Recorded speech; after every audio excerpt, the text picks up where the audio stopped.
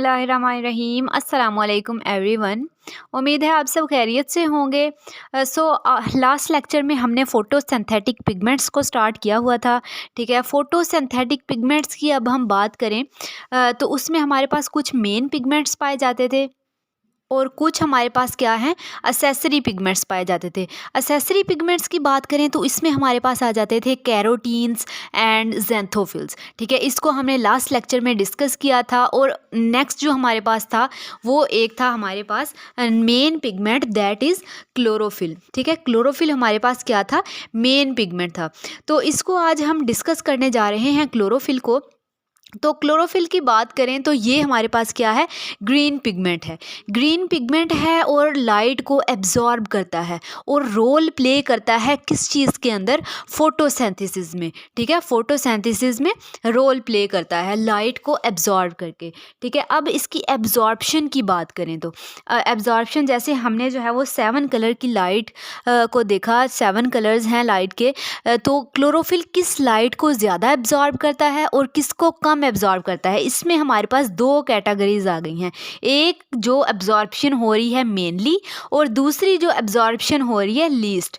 ठीक है, मेनली जो एब्जॉर्ब कर रहा है वो हमारे पास है violet, blue, red and orange. ठीक है, और जो लीस्ट एब्जॉर्ब कर रहा है हमारे पास क्लोरोफिल, वो कौन सी लाइट्स हैं, ग्रीन है, येलो है एंड इंडिगो है।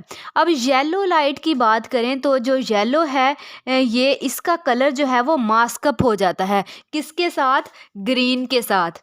येलो का कलर मास्कअप हो जाता है डार्क ग्रीन कलर की वजह से इसकी। ठीक है, ये वाली जो लीस्ट एब्जॉर्ब होती है ये ज़्यादातर क्या हो जाती है, रिफ्लेक्ट हो जाती है या ट्रांसमिट हो जाती है। ठीक है, और ये वाली लाइट्स क्या हैं, एब्जॉर्ब हो जाती हैं, क्योंकि येलो जो है वो कलर अब मास्कअप हो जाता है डार्क ग्रीन के साथ। इसकी वजह से जो है वो हमें जो प्लांट्स का कलर है वो क्या नज़र आता है, ग्रीन नज़र आता है प्लांट्स का कलर।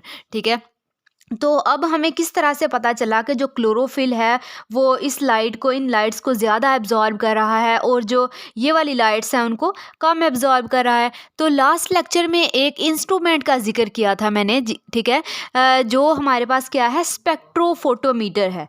वहाँ पे हमने इसकी डेफिनेशन को भी देखा था कि जो हमारे पास स्पेक्ट्रोफोटोमीटर है वो किस लिए यूज़ होता है, वो यूज़ होता है रिलेटिव, ठीक है, मेजरमेंट के लिए। ठीक है, कि कौन सा जो पिगमेंट है उसकी वो कितनी वेवलेंथ को एब्जॉर्ब की लाइट को एब्जॉर्ब कर रहा है।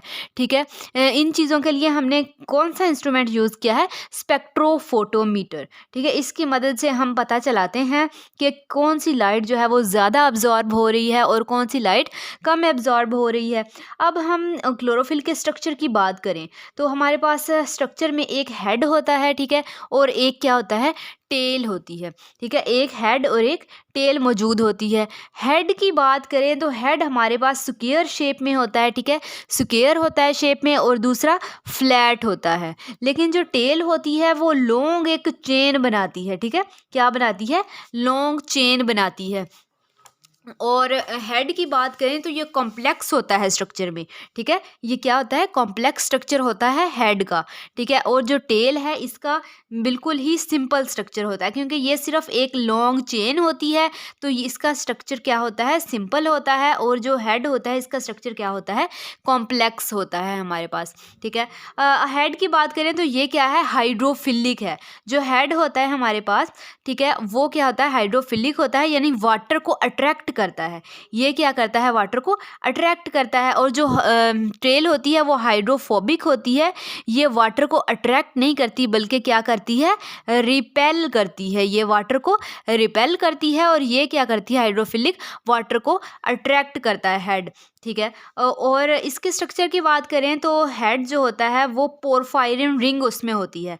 पोरफायरिन रिंग अब क्या होती है हमारे पास कि इसमें 4 पायरोल रिंग्स आपस में जुड़ी होती हैं और जुड़ के क्या बनाती हैं, पोरफायरिन रिंग। जैसे ये एक पायरोल रिंग है, ठीक है, ये दूसरी पायरोल रिंग है, ये तीसरी पायरोल रिंग है, ये चौथी। इस तरह से 4 इंडिविजुअली ये पायरोल रिंग्स हैं, ये मिल के क्या बना रही हैं, पोरफायरिन रिंग बना रही हैं। और ये जो रिंग्स हैं, पायरोल रिंग्स हैं, ये किस चीज़ से बनी होती हैं? Made of carbon and nitrogen atoms. ये इस तरह से चारों के पास क्या होती हैं? नाइट्रोजन मौजूद होती है, और इस तरह जो है वो यहाँ पे क्या लगी हुई होती हैं? कार्बन लगे हुए होते हैं, ठीक है, बाहर की तरफ। और अंदर क्या मौजूद होती है? नाइट्रोजन मौजूद होती है। और इनका जो सेंट्रल एटम होता है वो क्या होता है? मैग्नीशियम होता है, ठीक है। मैग्नीशियम इनके सेंटर में होता है। मैग्नीशियम ने इन सारों को क्या होता है? जोड़ा हुआ होता है।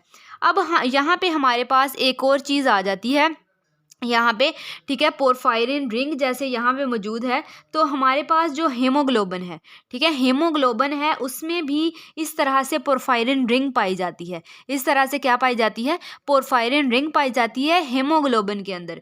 लेकिन फ़र्क सिर्फ क्या है कि उसमें जो है वो सेंटर में, जैसे यहाँ पे मैग्नीशियम मौजूद है, वहाँ पे सेंटर में क्या मौजूद होता है? आयरन मौजूद होता है। बाकी सारा स्ट्रक्चर इनका क्या है? बिल्कुल सेम है, ठीक है।